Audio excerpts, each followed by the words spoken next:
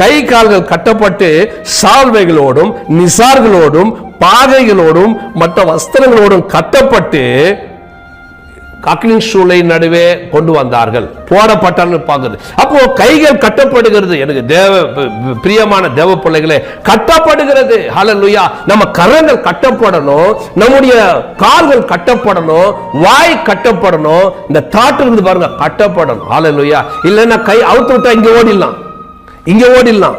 இங்க பஞ்சம் வந்துச்சுப்பா, அங்க ஓடிடலாம்.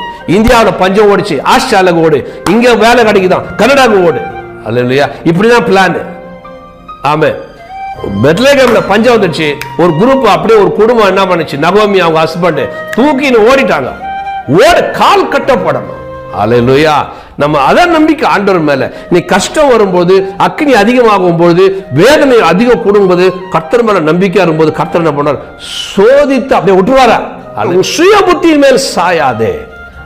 எடுக்கிறனால தானே உனக்கு ஆண்டவர் புத்தி கொடுத்திருக்கிறனால தானே, ஏதோ உனக்கு சக்தியை கொடுத்திருக்கிறனால தானே, ஏதோ உனக்கு பக்தியை கொடுத்திருக்கிறனால தானே, ஏதோ நானும் செய்யறேன்ப்பா, ஆண்டவருடைய பிள்ளைப்பா, அவர் பார்த்துக்குவார்ப்பா, அதுக்கு அடிக்க மாட்டார் ஆண்டவர். அல்லேலூயா. தேவ பிள்ளையே, ஆண்டவர்கிட்ட போகாம நீ சுத்தமா ஒரு திருமணம் பண்ணிட்ட, அவர் என்ன உன்னை தூக்கியா போட்டுருவாரு, நரகத்துல தூக்கி போட்டுருவாரு. கஷ்டம் வரும் பின்னாடி, அவ்வளவுதான். கர்த்தர் மேல நம்பிக்கை வைக்காத ஒரு பெரிய வேதனை, கர்த்தர் வேதனைப்படுவார். என்னிடம் ஒரு கேட்கலையே, ஏன்னா கர்த்தரிடம் அதை போய் கேட்டா இதுவாயிடும். ஊழியக்காரர்கள் போய் சொன்னா, ஒரு விசாரிச்சா அது திருமணம் நின்றுடும், நஷ்டமாயிடும். அதனால ஐயோ இது நஷ்டப்படக்கூடாது, இது நிறுத்தப்படக்கூடாதுன்னு சொல்லி என்ன பண்றாங்க, சில காரியங்கள்லாம் வேக வேகமாக முடிவு எடுக்கிறார்கள்.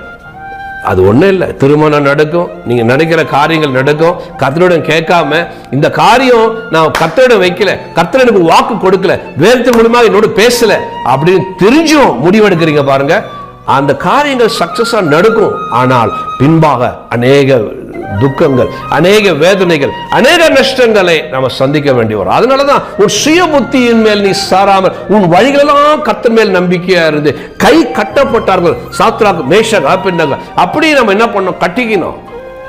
நான் எடுக்க மாட்டேன் ஆண்டவரே முடிவு, நான் சுயமா எதுவும் எடுக்க மாட்டேன் ஆண்டவரே, அப்பா நான் எடுக்க மாட்டேன்.